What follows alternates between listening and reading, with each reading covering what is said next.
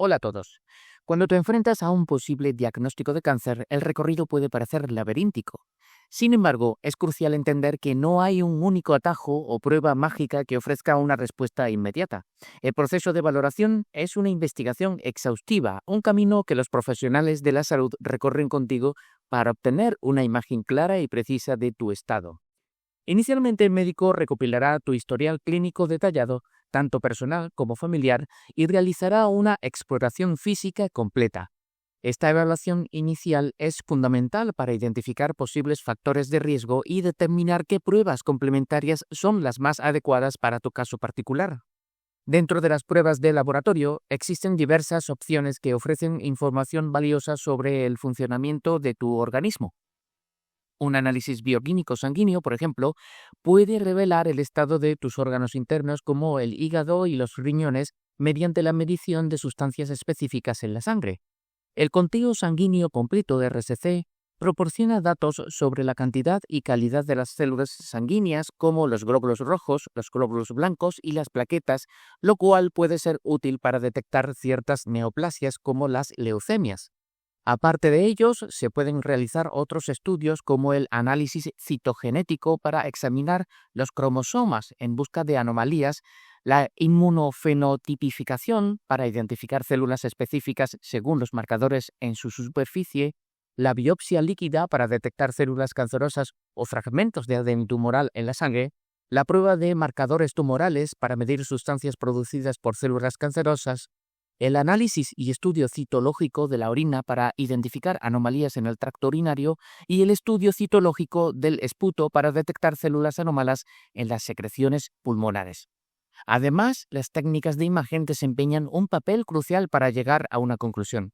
La radiografía utiliza radiación en dosis bajas para generar imágenes de tus órganos y huesos. La tomografía computarizada, TC, emplea rayos X y procesamiento informático para crear representaciones transversales detalladas, a veces con la ayuda de un contraste para realzar ciertas áreas.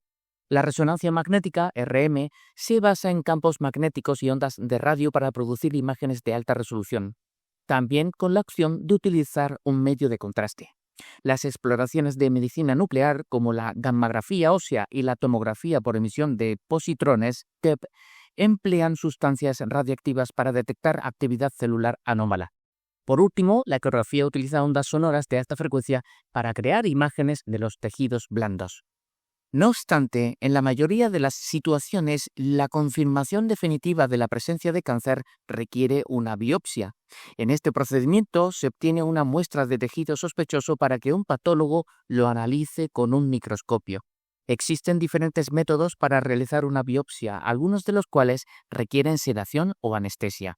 La aspiración con aguja fina, la biopsia endoscópica y la excisión quirúrgica. Es comprensible que la espera de los resultados de estas pruebas genere inquietud y zozobra.